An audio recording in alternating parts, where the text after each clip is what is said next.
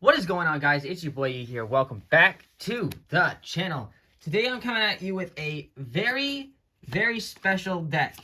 So, not yesterday, but the day before. So technically that would have been Thursday. I went to a locals tournament at my locals, and there turned out to be a good amount of people. Yeah, and I placed in top 8 with this deck. And I was in full pricing for that as well. I ended up placing 7th place out of the top 8 though, but I faced Salamangreat, ABC Therion, Swordsoul, and Dynamorphia throughout that entire tournament to get into my top 8. And I never expected myself to get into the top 8, especially with how well I did. I only lost one game, and that was against Swordsoul, to make it into the top 8, which I found completely insane considering I was playing this deck, which I didn't have a complete time to play test. I built this deck 2 hours before the tournament.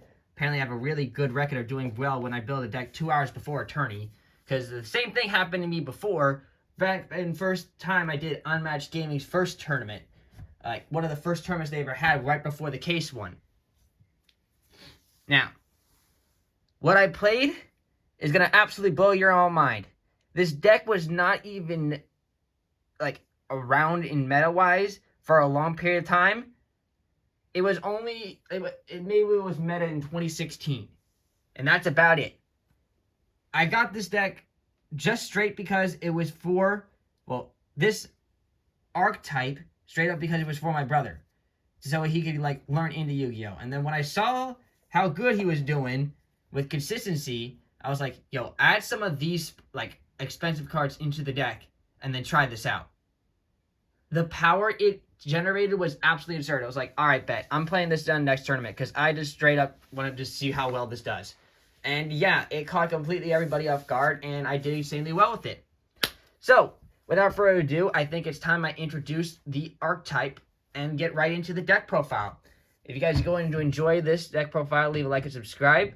And if you want to see the rest of the top 8 players and also proof that this deck actually did, I'm gonna leave a link to the post where where proof is in the pudding from.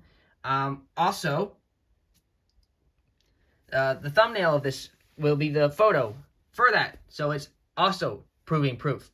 Now, if you all are ready for this, this was the archetype that I played. Metalfoes. I played Metalfoes to play in the meta, and this deck dominated really well. So, without further ado, I'm going to showcase you this. This is the list, card for card, that I played to win that top 8. Now, since that top 8, there were some slight changes there, but I reverted those changes and have all those changes over here to the side, so I could showcase you the exact list that I played to get into the top 8. Because obviously I didn't have this refined at the time. But, so this might look like a little bit mumbo jumbo to the rest of you. But everyone wanted to say, so what is the exact list? If you're changing it now, what's the exact list that got this deck into the top 8? I was like, all right, bet. I'll revert it for a deck profile, and then I can unrevert it until I can solidify it even more. So, the unreverted version that got me into top 8 is this. So, let's get into the deck profile. Started with the main deck, and it's exactly 60 cards. We'll go through monsters, then spells, then traps. We're not going to do it with my other deck profiles, because I already had this layered out when I was switching back the changes. So, starting off with the archetype that this whole deck is related around, we're starting off with the Metalfoes monster. And the boss monster of Metalfoes of all time is currently Metalfoes Vanisher. This card got released as one of the newer Metalfoes monsters. It's actually from Blazing Vortex. So basically its pendulum effect is if a monster you control is destroyed by a card effect, except during the damage step, I add a Metalfoes card from my graveyard to my hand. That whether it's a spell or a trap card, it gets re-added back. And I can only use that effect once per turn. Now, the best effect about this card is actually its monster effect. Not the fact that it's 29 booty or level 9. Though the level 9 actually kind of hurts this because you can't actually pendulum summon this card. But when this card is in your hand, you can target 2 face-up cards you control, including a Metalfoes card, destroy them, and if you do, special summon this card from your hand. And if this card is special summoned by the effect of a Metalfoes card, you can target 1 monster your opponent controls or in their graveyard, banish it. You have free range of that pick. The only downside of this is that you target it. I've summoned this card during the battle phase, my opponent's battle phase, and just gotten interrupted their whole plays. It was ridiculous because they had blown up, used up all their effects, and they never expected to summon Vanisher.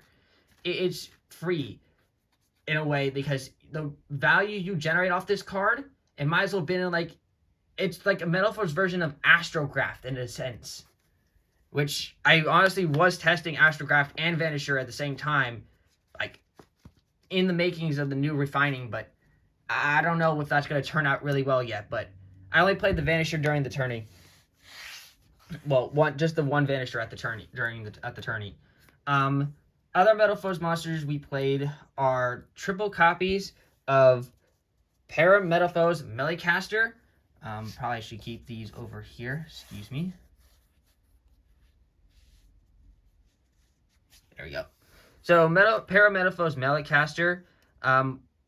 Every single Metalfoes monster except for Vanisher here, all have the same effect of once per turn you can target 1 other face-up card you control, destroy it, and if I do, set a Metalfoes spell or trap from your deck.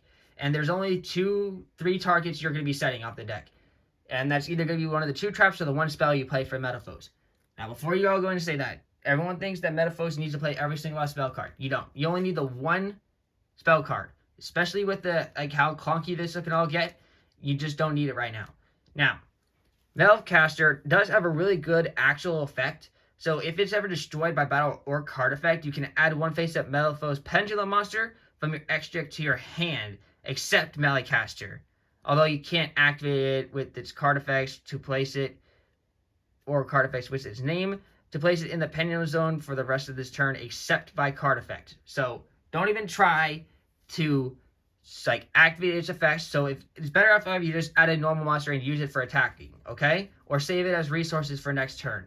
Now, this deck has a lot of resource management.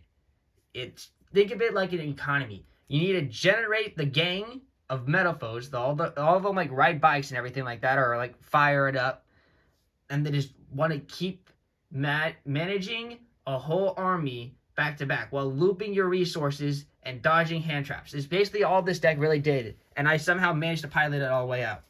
Now, on to the next one. I'm going through all the level 1 pendulum monsters first. Scale 1 pendulums. So next up is triple copies of Gold Driver. So Gold Driver obviously has no effect because it's a normal monster. But it just has the generic pendulum. But you need to play it because it's another good searcher, and it's also level 4. I actually really like how this card says. It says, the glowing golden buggy breaks bad guys good. What wonderful wheels with a bumbling buffoon. That card made no sense, but it made me laugh every single time. So, yeah, Gold Driver is in here because, I wanted to play Metalfoes cards so I could guarantee myself to see 1 to start the whole loop. So I play a total of 17 Metalfoes cards. 16 of the, how do I put this? 8 scale 1s and 8 scale 8s. And then obviously the 1 Vanisher, who also is a level 1, but that was not included in the other ones. What I mean by that is I play 9 level 1s and 8 level 8s, 8 scale 8s out of the Metalfoes monsters. And the last one, obviously, I decided to not max out on these ones because, they're not the greatest, but they still help me go into certain things. So, and that's just 2 copies of Silvered. Silvered's also really good because you can also summon this card off of Emergency Teleport. Although it's not the optimal one, sometimes the level 3 can help in making a really good synchro. Alright, onto the scale 8s. Obviously, triple combos of Volflame. This card is not only a beefy attacker, but it also does set up some really good plays. Sometimes you can even go into old Xyz plays with this card, but this card is just straight out here, mostly for the beef, and it's also a level 7, which I really liked because that helps me make Baron. And then this card was also really good to pull off of Emergency Teleport if I wanted to go more into searching plays. And that is triple copies of Bismo Gear. Now, you can't Pendulum Summon Bismo Gear. Bismo Gear and Vanisher are the two Pendulum Metalfoes monsters that you can't Pendulum Summon because they're level 1 and level 9. Now, if this card is on the field as Destroy Battle or card effect, you can activate this effect to resolve during the end phase. You can add one Metalfoes monster from your deck to your hand. Think of it like a searching card of Destiny Hero Phoenix Enforcer, except it doesn't return. This card is actually really good. You can search this card off of 1-for-1, Emergency Teleport. It's just really good because it just keeps getting you resources that you can keep managing out. It's just really, really good. Also, being a scale 8 also was really nice as well. I do want to say one other thing, though. After that tournament, I ended up facing a lot of Mystic Mine decks, and this deck actually plays around Mystic Mine pretty well as long as they don't play Final Countdown, which one of my toxic friends did. Not toxic himself, but the deck he played was toxic. Anyways, so the fact that you can actually use this deck to manage yourself out of Mystic Mine, because these are all spell effects when you're activating them in the Pendulum Zone. So you can still use it to pop your cards, and so you don't have to worry about that.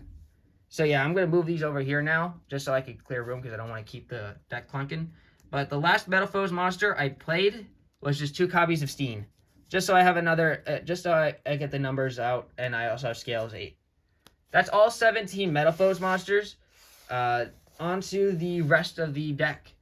These is no longer Metalfoes parts, but still part of the deck. Actually, we play Punk. Probably the best engine in the meta right now. I play a really smaller version though, simply because I didn't want to like make this full-on Punk, because then I might as well end up just playing Punk Therion. So it's just 2 copies of Z Admin. I never really missed the third one, besides because I always had something to pull out with Emergency Teleport, or once I was done with the Punk engine, I usually had enough value on board to keep myself going or to win the duel. So it was just 2 Z Admin, 1 Foxy Tune, 1 Ogre Dance, and 1 copy of Deer Note. Yeah, this is pretty much the entire engine, all I needed. No, I did not wish I had a second Foxy Tune or a third Foxy Tune. I think this ratio of 5 is just perfectly fine. It worked out for me. Some people may disagree with this ratio, and even with the refining that I've been working on, this ratio has not changed. I think this ratio is absolutely getting this guaranteed perfect. And if Foxy Tune ever gets limited to 1, this is why I do this value, because this way, even if that does happen, that package stays the same. The only thing they can do to get rid of this package is get rid of Deer Note, 100%. This is also a really good package. This package generates value, and I'm talking about the Illusion of Chaos and Magician of Souls package. Now, I only play 1 of each. I don't even use Preparation of Rites, because there's multiple ways I could search out Magician of Souls. Either that, or I just end up drawing it. So I can search Magician of Souls or special summon it by using the level 1, like 1-for-1, or just drawing Illusion of Chaos and searching souls, or just straight up drawing the souls. So that's 3 ways to get a Magician of Souls. But yeah, this package was insane. It just generates so much value, especially with Metalfoes, because for all of those who don't know, the 1 trap card, if it's sent from the field to the graveyard, not the hand, sent from the field to the graveyard, lets you add any Metalfoes monster from your deck to your hand. As free generation, that you're plussing so much off of this. You're deck thinning at a lot of things. It's just so good. Definitely worth playing these inside here. I know it's a little bit pricey because obviously, but like Magician of Souls is like 55, Illusion of Chaos is like 30. Yeah, this deck is definitely not cheap. 2 copies of Nibiru. I only played 2 in the main deck. I do side the third, but because I feared the worst deck that I was going to see a lot was Swordsoul, 100%. That's why I definitely went to main Nibiru, because right now Swordsoul is a huge issue. Swordsoul and Punk Therion, or Therion ABC, what do all of them do that generally, if they don't have the Griffin, they summon 5 times? Instant Nibiru. Like, I straight up just hate playing against Swordsoul. And this card is the only answer I could come up with for Swordsoul at the moment. Yeah, I don't regret putting this card in here. It was really good. But I only play 3 hand traps, and it's just the 2 Nibiru and the 1 Effect Veiler. Now, you're probably asking, so why not just play 3 Nibiru? Well, I need the Effect Veiler for, well, not only certain situations where obviously Nibiru won't come up, I'd rather have the Effect Veiler, but if I ever draw the other level 1 tuner that I summon with 1-for-1, or there, and I need to make the Howl combo, I wanted the Effect Veiler in here so I could have another level 1 tuner I could summon off. Well, if anyone who can't guess this next monster is pretty much living under a rock, if you haven't seen the ban list, this card's back at 1. And this is the other card I was talking about. So if I have Jet Synchron already in my hand, and I have 1-for-1, and I need to search a value card, I summon Effect Veiler. It's essentially what that happens. So yeah, these are technically the 3 hand traps and the 1 searcher for all the purposeful reasons. So yeah, 2 Nibiru, 1 Effect Veiler, and 1 Jet Synchron. Jet Synchron on its own is a 1-card Hack of 5-Rax. It's just insane how much value Jet Synchron is pulling off in this meta. Yeah, I know there's not many cards in this deck that prefer to be discarded, but you will see there is some who do like it. Actually, this Beat Codex card being one of them, and also pretty much one of the most generic engines in Yu-Gi-Oh! Right now, seeing as that it just literally works in every single deck it gets thrown in. That being the Brave engine. Of course, everyone who knows my values, I play 2 Water Enchantress, 1 Griffin, and, well, obviously the spell cards will come up later, but these are the only monsters I play to get to that engine. So it's not really that much different. I know some people play 3 Water Enchantress or 3 Right. I prefer the 7-card package, especially since this card deck is actually really tight. Do I ever side out the Brave package? Actually, I done that once when I realized that my opponent was actually playing token collectors. I just instantly took this the package out and just instantly started to put in some more controller things so I don't have to play tokens. And that actually did come up. This is probably another one of the win cons in the deck, and that's because we're playing Scythe. Obviously because we're playing Haka 5-Rax Scythe combo. Do I rely on this? I mean, it's nice. It helps burn my opponent for resources, but do I rely on this to go for game? Not always. Sometimes in the match you have to. Otherwise, you should straight up outvalue them by managing resources to the point where they just can't get enough resources or not enough damage on board, and you just blow right through them. And I always side this card out going second. Never want to see this card going second. If I'm going first, this card is brick. 100. If I'm ever going second, this card is 100% a brick because it does nothing for me going second. As I'd rather have a board I could set up through hand traps than draw the Scythe going second. Absolutely never want to see that card going second. Yeah, we'll go into this card next. Next off is 3 copies of Edgem Chain. Best card I can find, package I can find to get me a polymerization and an extra monster. Metalfoes need another monster to go with them. For example, the normal monster Adamancipator. Everyone knows this monster. It was back out, one of the first ones released in the 2016 pack. It takes 1 Metalfoes monster plus 1 monster with 2,500 or less. So it's instantly that polymerization plus Edgem Chain searches, gets you the Adamantine and searches you another Patchwork for next turn. This value is just so good. Plus, it also allowed me to play Chimera, which not only let me do some popping and drawing to get myself to more consistency, but it provided me another board breaker that I could really use. And this card is also one of the best cards I had in the deck, aside from discarding the Water Enchantress to summon with Jet Synchron. So yeah, I think this card is really good. All I did have to do was take this package out of my Despia deck. So yeah, took out the 3. We got 3 Edgem Chain. So you pretty much know what package is coming on later on in the spells. But I'm still finishing up the monsters. 2 more monsters to go.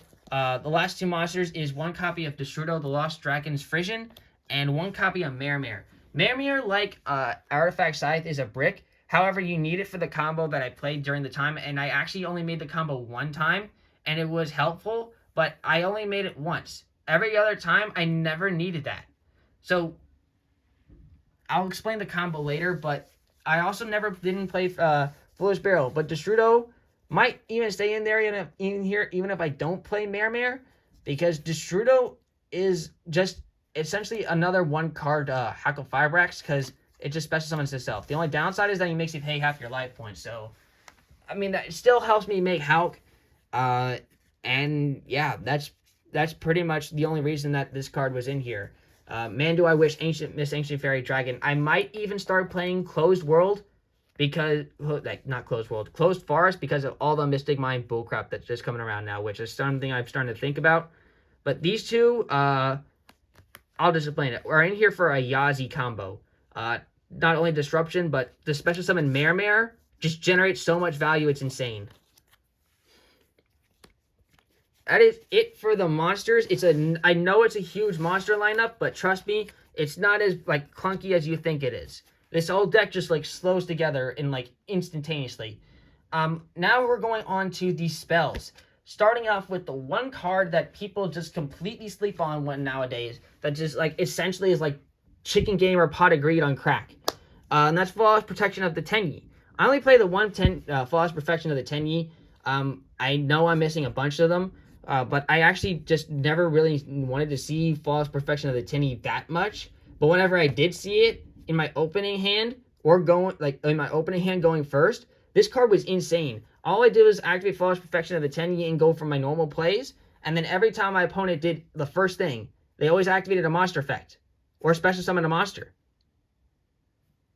And 90% of the time, if I have a face down monster or a non-effect monster, it doesn't say I have to control no effect monsters, I draw 2 cards. Who wouldn't play this card? This card just literally says, oh, thank you for summoning an effect monster or special summoning one. I'll take 2 cards now. I see every single card in this deck really fast for being a 60 card just because of this one card. It's absolutely insane. It makes my opponent have to deal with it like somehow. And if they can't, all my non-effect monsters on the field are unaffected by monster effects. Tell me that doesn't just sound broken. I don't really need to explain that card. It just, you must play the one. At least. Even if you sided out going second, just play the one card. I've never regretted it, and it actually, crazily, my opponent didn't read the card and activated like a Psychic End Punisher's effect to banish something else and attempt to banish one of my Metalfoes monsters that was a normal one. I was like, okay, nothing happens. Flawless Perfection of the Tenyi. And he couldn't take back the play. It was insane.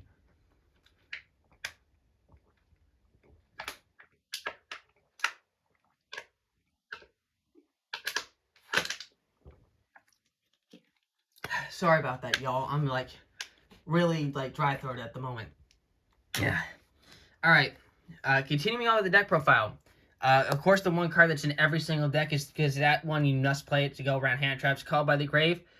Surprisingly, I actually didn't need this to go against hand traps because no one really knew where to hand trap me in this deck, which is actually kind of hilarious. But I still played it just in case it ever happened. But what I ended up using it for was actually get rid of an Eldlich. Oh, and Regulus from the graveyard, so they couldn't activate it. Onto probably, you all saw this card coming. 3 copies of Embers, teleport, it's back at 3, you gotta play 3.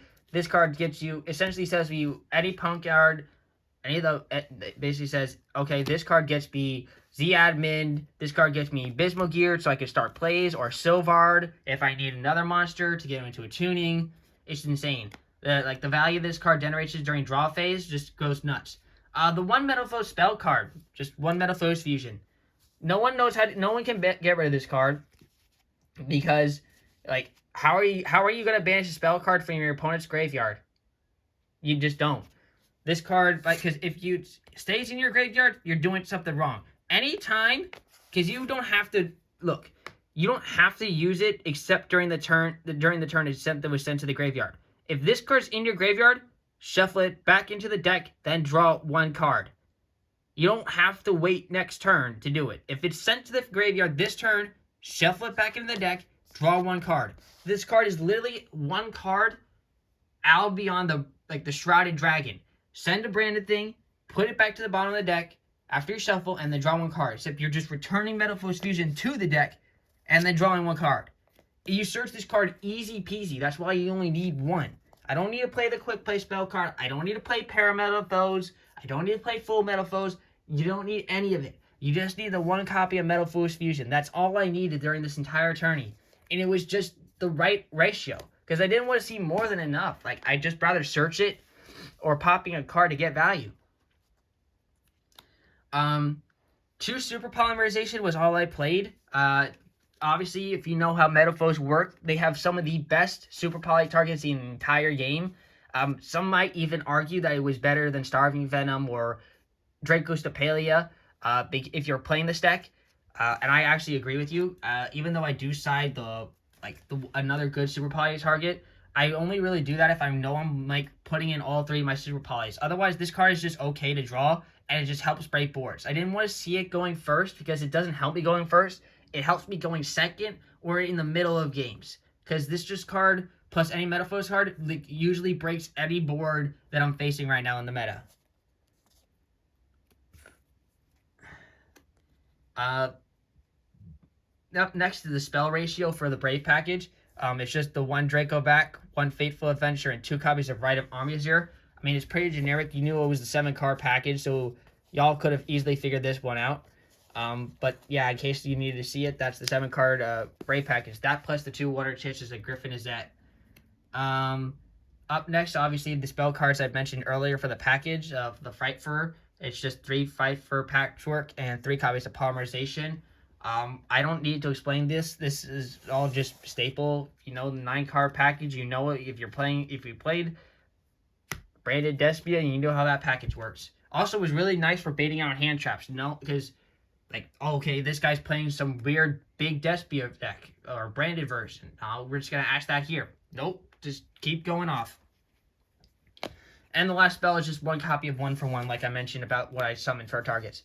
That's all for the spells. It's actually pretty just simple on what spells you were playing. And I'll just tell you this. We only played 4 traps because this is the rest of the deck. Just 2 copies of Metalfoes Counter and 2 copies of Metalfoes Combination. Didn't need more, didn't need less. I didn't want to I didn't want to break on them, but I did want to see them at some out of luck points. And the value that these cards generate is absolutely insane. So what Counter does is if a card you control, doesn't have to be a monster, or it could be anything. If a card I control is destroyed by battle or card effect, special summon 1 Metalfoes monster from your deck, and then during either player's turn, except the turn obviously this card was sent to the graveyard, you can banish this card from your graveyard and add 1 Metalfoes monster from your extra to your hand. Now, I only ever did that 1 time with this card, and never more than once in a duel. Because I always wanted to see the other second one either back into the deck or in the graveyard to add back to the hand through Vanisher. Because this card just like keeps filling up my board and also is a nice protector. Now, Metalfoes Combination. This is the card that's just like absolutely gorgeous, sending off with Magician's Souls to the graveyard. Says, if this is the one that if it's sent to the graveyard, you add a Metalfoes monster from your deck to your hand. Now, once per turn, if a fusion monster is fusion summoned, doesn't have to be yours. It can be your opponent fusion summoning. If you're playing Branded Despia, this card is value freedom. And you can target 1 Metalfoes monster in your graveyard with a lower level than that fusion summoned monster and special summon it. There are a bunch of ways to put a Metalfoes monster in the graveyard. If they negate the activation of a Pendulum Summon, goes to the graveyard because it never really hit the field. If you fuse it with it from the hand, goes to the graveyard. There's so many ways to put them in the graveyard, recycle them. It's just so good. But yeah, that's it for the main deck. Let's go on to the. Actually, we're gonna go into the side deck first. Then we'll go into the extra deck, simply because I have that here right next to me first. Side deck wise, we played the Mud Dragon of the Swamp. This card was the super poly target I was talking about. I wanted it in here because it was a worm. So if I was under like PC Blue, I could summon this card. Also, it really helped me like if I was facing against Eldlich or Swordsoul. Just a lot of that kind of stuff would have just helped me out. The only thing that didn't really help me on it, I guess, was Punk Therion, but I didn't need this card against Punk Therion. I did play the 1 copy of Full Metalfoes Alchemist, though. If I knew I was going like, let's just say if I knew I was needed to like get another interruption here, I knew I had to put in Alka-Heist, like just straight up going first, and I needed like to stop my opponent from making a play to finish off. I 100% put in Alka-Heist and the third copy of Super Polymerization, and I generally set my board up just so I can have like obviously a Metalfoes monster and a normal monster, and I have a set card Super Polymerization. The value that this card just performed breaking boards with this combo is nuts. So you use Super Poly, obviously, and then make full Metalfoes Alka-Heist, and then just take away their problematic monster. What you do in this situation could like instantaneously take over their like Halka-Fibrax, Regulus, because they can't respond to it, and you're just gonna break apart it. So yeah, that's why you play Alka-Heist. Also, it's for the lore. 3 copies of Dark Ruler No More. I played this card over. Definitely, if I'm going second, this card goes in. I liked it because it was not. Sure, this deck can play under Skill Train. This deck can even play around Mystic Mine, as long as they don't have Final Countdown, or some crazy bull crap like that. Now, anyways, Dark Ruler No More, just negate your opponent's boards and then just go off your combo free play. It's essentially what this card does. Yeah, I don't need to explain that. I'll move these over here for a second. On the other spell cards that I did play in the deck are just 3 cards to help get rid of back row. That's 2 Cosmic Cyclone and 1 Harpy's Feather Duster. I didn't want to play Twin Twisters because, again, this deck doesn't really benefit from you discarding cards, unlike my zombie deck does. So I just optimized for these cards instead. I probably wish I should have played more, knowing that a lot of Mystic Mine players were being there. Slightly regret that. I do, like I said earlier, I do side the third Nibiru and a second Effect Veiler. Sometimes I don't need Effect Veiler. I mean, not Effect Veiler, Nibiru. If I know it's not a matchup I need, I just put in Effect Veiler, or I just put in this next package, which is just the Gamma package. There's 3 copies of Gamma and 1 driver. That's all I needed. This just hits everything. If you don't know what hand traps, like say there's a deck that's Nibiru or Effect Veiler does not hit. Like, if you're facing a deck that these 2 don't hit, this generally goes in. Or if you know for a fact that your opponent just spazzes on their board, you put all of these in there. Like, you just spaz out on all of these hand traps going second. I just think about it. 1, 2, 3, 4, 5, 6. These 6 cards plus Super Polymerization is what I did siding out the Brave package if I knew they were playing Token Collector. Straight up. That's exactly what I did. And this card also just being a free summon off of Emergency Teleport or Halka-Fibrax just provides so much value. That's all for the side deck. Exactly 15 cards. This side deck actually, the only thing that changed is I actually main the third Nibiru now and just side out the other Effect Veiler. But other than that, nothing else really changed out of that. That's still the same one I play to this day, even after refining. Onto the extra deck. Now this one, I had to revert to the original one during that I played during the tourney. I will tell you at the end what did change. So for the main, like starting off for the Metalfoes monsters, we're playing 1 copy of Metalfoes Azortellus. So Azortellus here is actually one of the ones that came out from Blazing Vortex. It was one of the newer support, actually. I actually did make this card playtesting with one of my friends against when he was playing Branded Despia, and he was just like, huh? It surprisingly completely caught him off guard. So what's cool about Azortellus is if this card is if a face-up Metalfoes monster you control is destroyed by card effect, except during the damage step, you can target 1 face-up card on the field, destroy it. It's suddenly you take, okay, sweet, I take out you. If that card's in the Pendulum Zone anyway. Now you're probably wondering, okay, so how the heck does he end up in the Pendulum Zone? So let's read the monster effect. So, it takes 1 Metalfoes monster plus 1 Fusion monster. Really generically easy to make. If this card is special summoned from the extra deck, you can target 1 card your opponent controls, shuffle 2 face-up Pendulum monsters from your extra deck into the deck, and if you do, destroy that card. You can only use this effect to pair Metalfoes once per turn. If this card in the monster zone is destroyed, you can place this card in your pendulum zone.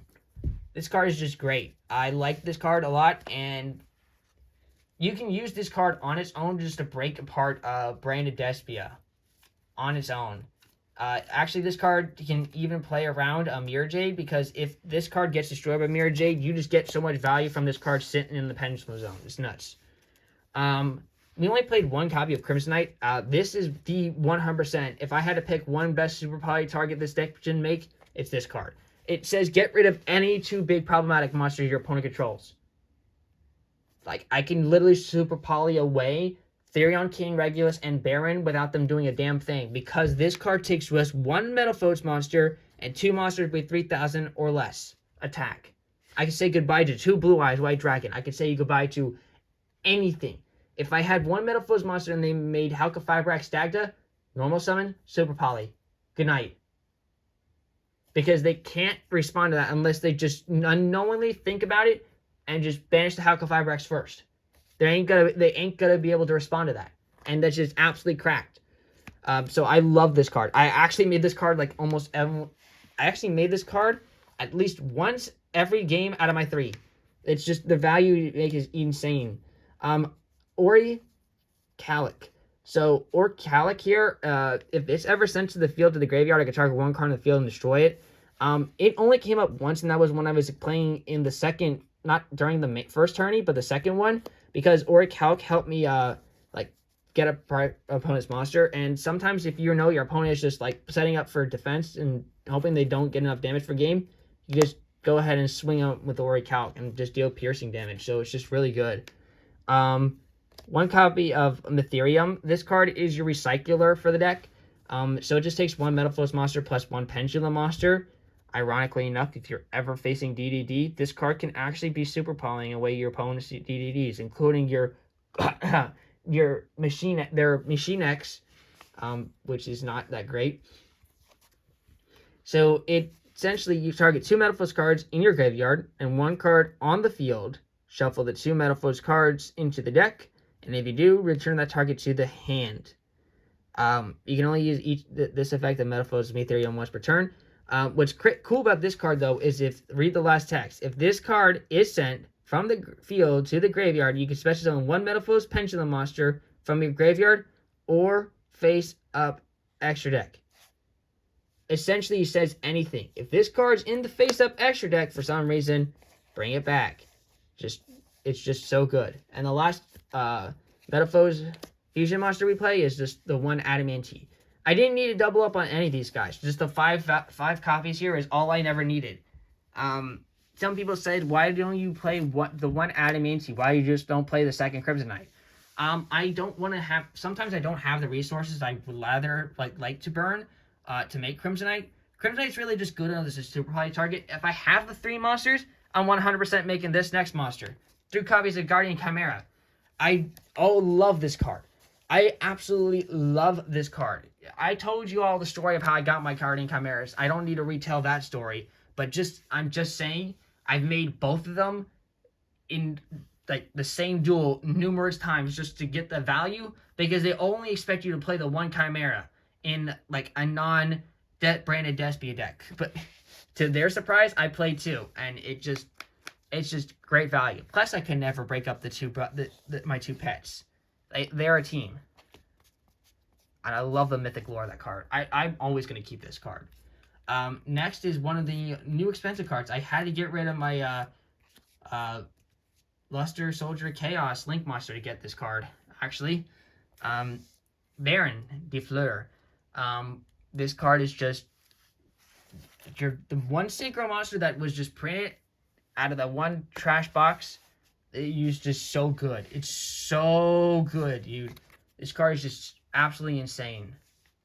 Obviously, I mentioned him earlier, Yazi. This was the 1 card you summon off the Destrudo play. That doesn't really come up any other time, and it's actually one of the cards I actually took out when refining this deck. What I did put in place of it, though, or is currently testing in the moment for it, is actually, there's 2 different versions that I'm attempting to try, or we're attempting to try. One of them being the Basil Rose package with the Black Rose Dragon, which does not seem like the best option, although it was an option. Simply because I had like the Basil Rose package, it like occasionally could come up. Or I can just like put in Cypher Lambda. But what the main thing I'm actually trying right now, like some people can even do this if you don't have Chaos Ruler, because I don't think Chaos Ruler is good in this. Like I know some people will play the Yu-Gi-Oh! Punk and Punk Rising Dragon. But for me personally, I actually took this card out and I'm attempting to try out this. This is not in the deck right now. This is what I'm trying in place of Yazi in the moment. Is Thought Ruler Archfiend. This card I feel is a lot better for this deck instead of Chaos Ruler, because you don't have a lot of dark and lights to get off with. You only have maybe like 1 dark in the deck and, well, 2 dark if you're playing Destrudo. But if you're taking out Destrudo for the other thing, you don't really have this card. Well, I like this card because not only does it help me gain life points and stay in the game more, but if this is protection against all my psychic monsters. It's like another way of helping my Metalfoes monsters stay alive by paying 1k. It's really good. Yeah, but that's like I can't even say that's what it's staying for right now. But like I said, this was what I was playing during the tournament, and I was playing Yazi. So I'm showcasing the list as I did during the tourney. 1 TG Wonder Magician. This card hasn't changed. I love this card. It's just you need this card to summon up your Scythe combo, and it also gets you 1 card Baroni during the following turn because you use this and Scythe and make Baron. Easy peasy. This next card I'd rather be an Axis Code Talker. I don't have Axis Code Talker yet, but I still love Sheila here. And that is my copy of Appaloosa. This is Sheila. She rides the Golden Spirit Bear. That's her, Sheila. Sheila's here, and this is just the Spirit Bear. I call him SB. So, anyways, Appaloosa here is here for negates. Yeah, I just can't. I love the artwork of this card. Not because it's a really good monster. I love the artwork of this card. But yeah, I actually made Appaloosa like. I think I made it, let's see, I know I made it against Dinomorphia. I know I made it against Tri-Brigades when I was play testing. And during the tournament, I actually made it against Adamancipators. And that was during the second one, not the first one, but yeah. So anyways, this next card, while it is a new card, I actually never made this card more than 1 time. And it got negated. So this card is one of the next cards I actually am taking out currently. And that's Beyond the Pendulum. So, I thought this card was going to be really good. I didn't actually like it. So, there was always something else I'd rather make. Like, I saw myself making either more Halka Fiber Axe or Dagda with the Link 2s. I never really wanted to make Beyond the Pendulum. It was just sitting there. I don't really know why. Maybe I know this card is going to be really good, but it probably just isn't that good for this specific deck, or at least not at the moment. Because while it does provide you a nice search of any Pendulum monster at the cost of 1,200, you're also locked into you can't activate effects unless you Pendulum summon.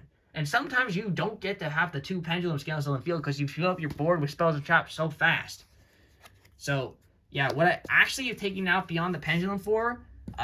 In testing right now, I actually just recently picked this card up. I didn't have it beforehand, and that is Psychic and Punisher. So currently in testing right now, I have Psychic and Punisher in place of Beyond the Pendulum, along with Thought Ruler Archfiend, have like the 2 Psychic brothers on there. It's just a nice, really good combination to go with. And since Psychic and Punisher is one of the best monsters at a rank 11, this is just absolutely straight fire.